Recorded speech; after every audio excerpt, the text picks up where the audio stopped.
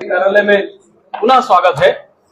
विकास और कांग्रेस लगातार विलोम शब्द साबित होती है। ये देश ने और प्रदेश ने लगातार देखा है। पिछले 5 साल में इससे बड़ा उदाहरण नहीं हो सकता। जब विकास की बात होती है, जब शिक्षा की बात होती है, तो कांग्रेस के पेट में दर्द होने लगता है। कांग्रेस परेशान होने लगती है। शिक्षा जगत में नई शिक्षा नीति के साथ केंद्र सरकार विद्यार्थियों के सर्वांगीण विकास के लिए बहुत सारी योजना लाती है और कांग्रेस पर हाय तौबा मचाने लगती है। ऐसे ही एक महत्वपूर्ण विषय पर पत्रकार वार्ता लेने के लिए दुर्ग के सांसद माननीय विजय बघेल जी उपस्थित हैं। साथ में भारतीय जनता पार्टी के प्रदेश महामंत्री माननीय श्री संजय श्रीवास्तव जी भी उपस्थित हैं। मैं ससम्मान माननीय विजय बघेल जी से अनुरोध करूंगा कि पत्रकार वार्ता प्रारंभ करें। सभी पत्रकार भाइयों बहनों का मैं स्वागत करता हूं, अभिनंदन करता हूं। बहुत दिनों बाद दो चुनाव होने के बाद, एक तो प्रदेश का चुनाव और उसके बाद देश का चुनाव, पूरा नहीं हुआ लेकिन हमारे छत्तीसगढ़ में संपन्न हो चुका है। उसके बाद एक बार फिर से आप सबके साथ रूबरू होने का अवसर मिला। फिर से एक बार आप सबका मैं स्वागत करता हूं, अभिनंदन करता हूं। हमारे साथ माननीय संजय श्रीवास्तव जी हैं, माननीय भाई अनुराग ठाकुर जी हैं, अनुराग अग्रवाल जी हैं। जैसे अभी अग्रवाल जी ने बताया कि एक महत्वपूर्ण विषय, अभी जो पीएम श्री स्कूल नई शिक्षा नीति के तहत हमारे यशस्वी प्रधानमंत्री जी ने कई साल तक विचार मंथन के बाद इस योजना को लॉन्च किया और मेरा सौभाग्य कि मैं उस समय लोकसभा में एक सांसद के रूप में उपस्थित था और चारों ओर इसकी तारीफ की गई, इसकी प्रशंसा हुई। बहुत सारे शिक्षाविदों से राय लेकर हमारे छत्तीसगढ़ से कई लोगों ने इसमें अपने राय दिए थे और एक अच्छी शिक्षा नीति, नई शिक्षा नीति बनी। और जो मानव संसाधन विभाग था उसका नाम बदलकर शिक्षा विभाग किया गया, शिक्षा मंत्री के नाम से। अब केंद्रीय शिक्षा मंत्री के नाम से वो पद जाना जाने लगा, जिसके हमारे माननीय धर्मेंद्र प्रधान जी केंद्रीय मंत्री हैं और उन्होंने फरवरी महीने में हमारे यशस्वी मुख्यमंत्री माननीय विष्णुदेव साय जी की उपस्थिति में पंडित दीनदयाल उपाध्याय ऑडिटोरियम में इसकी शुभारंभ किया छत्तीसगढ़ में। और पहले चरण में 211 स्कूल और दूसरे चरण में 500 से अधिक स्कूलों को चयनित करने की प्रक्रिया शुरू हुई। अभी जो दूसरे चरण में ये बातें आई कि स्वामी आत्मानंद स्कूल में भी अच्छी सुविधा होनी चाहिए, केंद्रीय फंड का लाभ उन्हें भी मिलना चाहिए, क्योंकि जो आरोप अभी लगा रहे हैं पूर्व मुख्यमंत्री, वो पता नहीं बिना सोचे समझे, बिना किसी से जानकारी लिए अपनी मनगढ़ंत बातें छत्तीसगढ़ सरकार के ऊपर आरोप लगाना शुरू कर दिए कि भारतीय जनता पार्टी और भारतीय जनता पार्टी की सरकार साधु संतों का अपमान करती है। स्वामी आत्मानंद जो नाम दिया गया उसको हटा रहे हैं। सरासर झूठ है, गलत है और ये फर्जी आदमी हमेशा फर्जी बात करता है। बिना जानकारी लिए किसी के ऊपर आरोप लगाना ये एक आपराधिक कृत्य भी माना जाएगा। आप पहले जानकारी ले लो। साधु संतों का मान सम्मान करना उनसे ज्यादा भारतीय जनता पार्टी को आती है। ये हमारे संस्कार में है, हमारे डीएनए में, हमारे रग रग में। लेकिन बिना सोचे समझे, और अपमान तो उन्होंने किया है। स्वामी आत्मानंद जी के नाम से विद्यालय खोल दिए, लेकिन व्यवस्था क्या थी? 1 रुपया बजट में प्रावधान नहीं। आज भी आप जानकारी लीजिए कलेक्टरों से, जो डीएमएफ फंड है उससे उनको तनख्वाह दी जाती है, भर्ती नहीं हुई। पुराने जो शिक्षक थे उससे ही व्यवस्था चलाई जा रही थी। सारे लीपा पोती वहां पे रंग रोगन डीएमएफ फंड से होता था, और ये आरोप हमने उस समय भी लगाया था। माननीय शिवरतन शर्मा जी ने तो आरोप लगाया, उदाहरण सहित आरोप दिया विधानसभा में कि एक भी फंड नहीं है स्वामी आत्मानंद जी, ये स्वामी आत्मानंद जी का अपमान है, और वो बहुत बड़े हितैषी बन गया। जबकि हम माननीय विष्णुदेव साय जी की सरकार और माननीय धर्मेंद्र प्रधान जी केंद्रीय योजनाओं के तहत उसको समाहित करके वहां अच्छी व्यवस्था देने की शुरुआत करने का एक ऐलान किया, तो उनको तकलीफ होने लगी। कहीं भी स्वामी आत्मानंद जी के नाम को विलुप्त नहीं किया जा रहा है। स्वामी आत्मानंद स्कूल को भी पीएम श्री में की योजना में समाहित करना, यह हमारा उद्देश्य है, ताकि केंद्र की राशि का सदुपयोग वहां भी हो सके और एक अच्छी व्यवस्था बच्चों को मिल सके, वहां के प्राध्यापकों को मिल सके। ये हमारे माननीय मुख्यमंत्री जी के और माननीय केंद्रीय शिक्षा मंत्री जी की योजना है, और यही बात मैं आप सबके माध्यम से जनता तक पहुंचाना चाहता हूं। बार बार ये जो आरोप लगा रहे हैं, और बाकी आप सब तो नई शिक्षा नीति के बारे में जानकारी आप सबको लग चुकी है कि कैसे कैसे इंफ्रास्ट्रक्चर होंगे, क्या मापदंड होगा, और मापदंड के अनुसार ही उसके चयन किए जाएंगे। 211 जो पूर्व में चिन्हित गए विद्यालय हैं, वो मापदंड के अनुसार कि वहां खेल की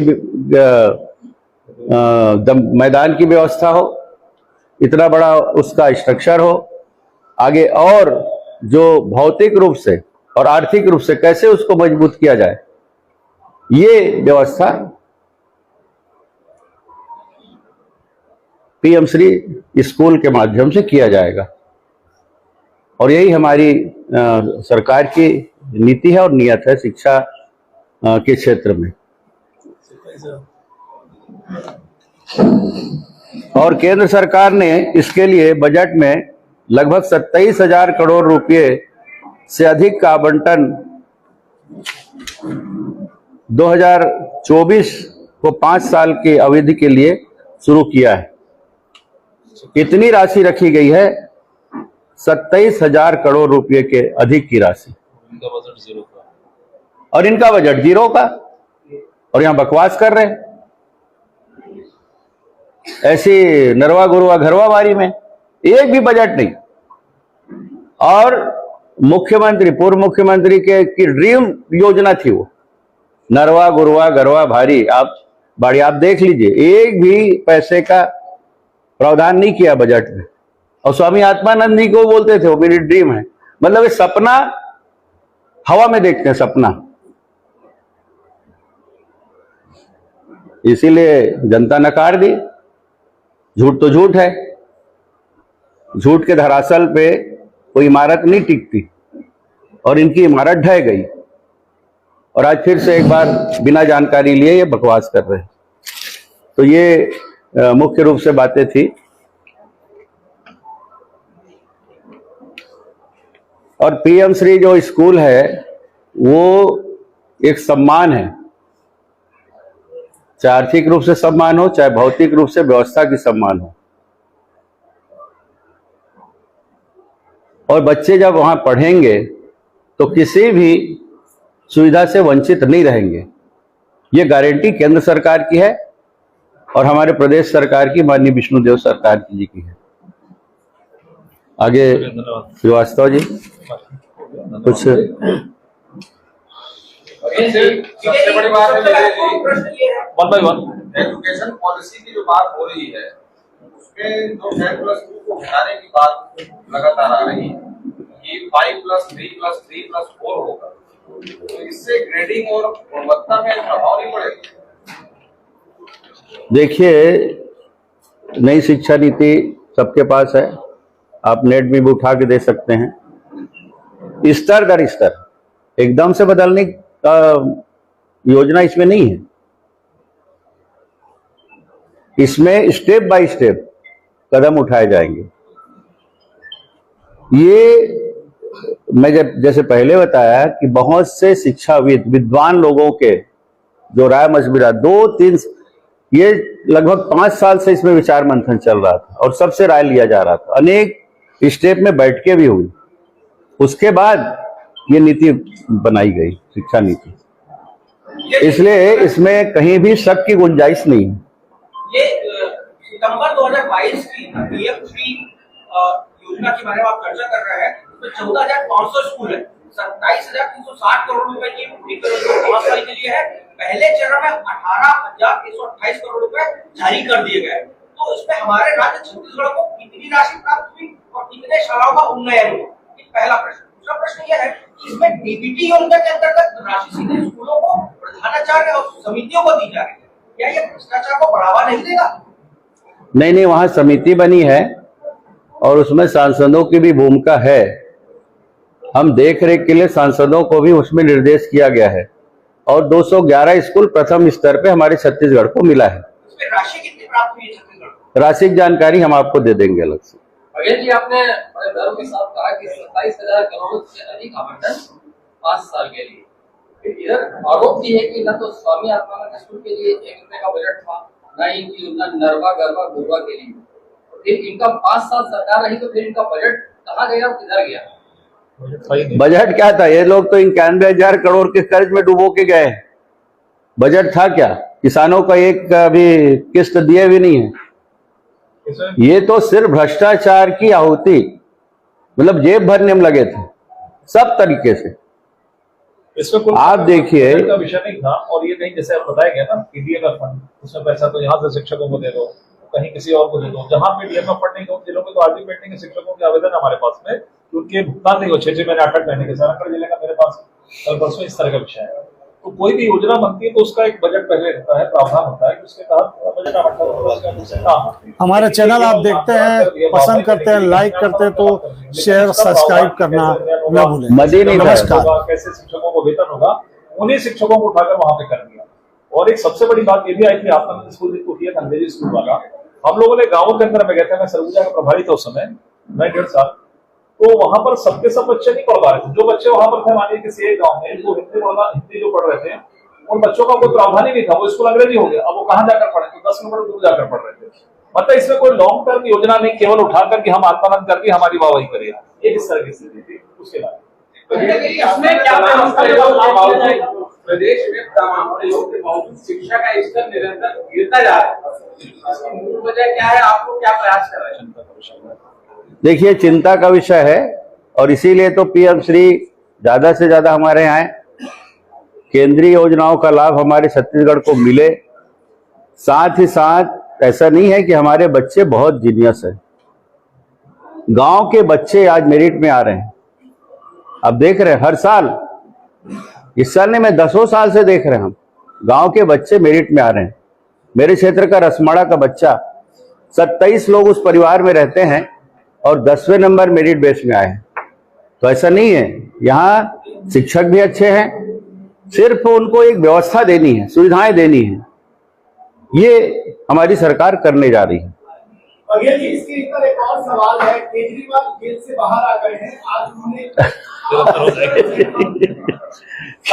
आप चाह क्या रहे हो? उन्होंने तमाम तरीके के आरोप लगाए हैं भारतीय जनता पार्टी की। ये कहा है बीजेपी में जब से नरेंद्र मोदी आए, आडवाणी को, मुरली मनोहर जोशी को, वसुंधरा राजे को, शिवराज सिंह चौहान और डॉक्टर रमन सिंह का नाम लिया, इन सबको निपटा दिया। और यदि दोबारा सत्ता में आते हैं तो योगी आदित्यनाथ पे आग्रह खुद तो समझ जाए पहले, दूसरों की चिंता छोड़ो। देखिए, अब वो अरविंद केजरीवाल जी क्या बोल रहे हैं, क्यों बोल रहे हैं, 19 पूछे तो ज्यादा अच्छा है। मैं तो दूसरे विषय के लिए बैठा हूँ। चिंता करें बीजेपी की नहीं। अरे बोल तो रहे अपनी चिंता करें डॉक्टर रमन सिंह को, बाकी लोग बीजेपी की चिंता मत करो। जो चयनित आत्मानंद स्कूल है, उसमें जो व्यवस्था है उसको क्या बदला जाएगा? शिक्षक की बात करें या अन्य व्यवस्था अतिरिक्त दिया जाएगा, व्यवस्था बदलने की बात नहीं, व्यवस्था अतिरिक्त। शिक्षा नीति तो वही है, जैसे भाई साहब ने पूछा कि शिक्षा नीति के तहत जो प्रावधान है उसी के तहत उसको अच्छा इंफ्रास्ट्रक्चर देंगे, संसाधन देंगे, भौतिक रूप से और आर्थिक रूप से। कब से सब चालू किया जाएगा? अगले सत्र से चालू हो ये तो चालू, हाँ, ये तो अगले सत्र से चालू हो जाएगा। तो इसमें तो छत्तीसगढ़ी में पढ़ाई लिखाई कराना है, जैसे कि केंद्रीय मंत्री ने बताया था कि छत्तीसगढ़ी में पढ़ाना है, तो शिक्षक समस्या है, कैसे व्यवस्था करेंगे? देखिए, शुरुआत तो हो जाए, उसके बाद बाकी प्रश्न बाद में आएंगे, पहले शुरुआत तो हो जाए। और ऐसा नहीं है, छत्तीसगढ़ी में भी, जैसे एक बार मेरे घर में मेरे खिलाफ एक समाचार छप गया था, छत्तीसगढ़ी आत्मानंद में अंग्रेजी को माध्यमिक स्कूल को चयन किया गया है, वहाँ पढ़ाने वाले ज्यादातर इंग्लिश के टीचर हैं। इसकी भी व्यवस्था की जाएगी। इसकी भी व्यवस्था कीजिए, जो लागू करेंगे उसकी व्यवस्था तो सरकार करेगी, तो सरकार के माध्यम से।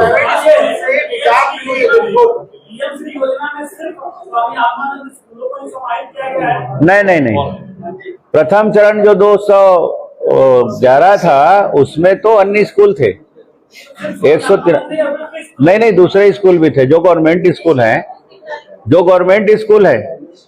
193 प्राथमिक और 18 हायर सेकेंडरी ये थे जो गवर्नमेंट स्कूल थे। स्वामी आत्मानंद जी को अभी जो जब सेकेंड बार आए हमारे, जब माननीय धर्मेंद्र प्रधान जी आए, तब उसको भी जोड़ने के इसीलिए आरोप लगाने लगे, जबकि आरोप निराधार है, नाम को कहीं विलुप्त नहीं किया जा रहा है। वो भी पहले सरकारी जो स्कूल थे सब, वो भी सरकारी स्कूल थे। हो गया केजरीवाल हमारे यहाँ केजरीवाल से कम लोग थोड़ी हैं। हाँ। इसी से संबंधित एक सवाल है, जब बच्चों का परीक्षा का परिणाम आया, भूपेश बघेल का एक ट्वीट आता है, बच्चे जो फोन कर रहे हैं, मुझसे बात कर रहे हो, कह रहे आपके समय तो हमको हेलीकॉप्टर आई नहीं थी, आप हमको कोई हेलीकॉप्टर में नहीं दिखा रहा, आपसे कोई बात कर रहा है, तो क्या कहेंगे?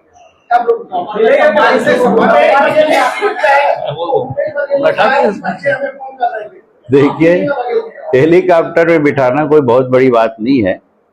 हेलीकॉप्टर में आज भी बिठाया जा सकता है, कभी भी बिठाया जा सकता है। वो सिर्फ दिखावा करते थे, उनका पूरा चरित्र दिखावा पर था। हमारा दिखावा, हम यथार्थ में जीते हैं, उनका दिखावा रहता। हमारे विष्णुदेव साय जी सीधे सरल सज्जन पुरुष, वो यथार्थ में जीते हैं।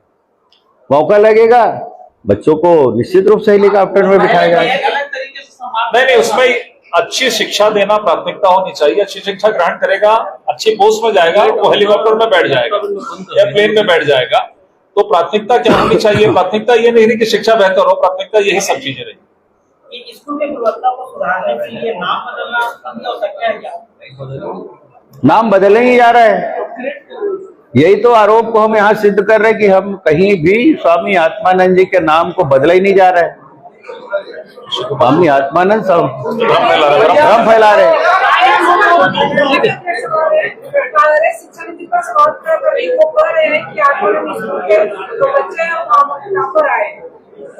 टॉपर तो सभी स्कूल के बच्चे आए, मैं रसमड़ा की बात बता रहा हूँ, और हमेशा आते रहे। डॉक्टर रमन सिंह जी के समय भी आते रहे। गवर्नमेंट स्कूल में बच्चे, मैंने पहले ही कहा, वो भी जीनियस हैं, वो भी ज्ञानी हैं, और सदा से वो बच्चे और खासकर लड़कियां, मैं और कोट कर रहा हूं, मेरिट बेस में आती रही, सालों से आती रही। कोई स्वामी आत्मानंद जी का ठप्पा लग गया तब आ रही, नहीं सर, नहीं। ये सिर्फ अपने आप को महिमा मंडित करने का एक प्रयास है इसमें।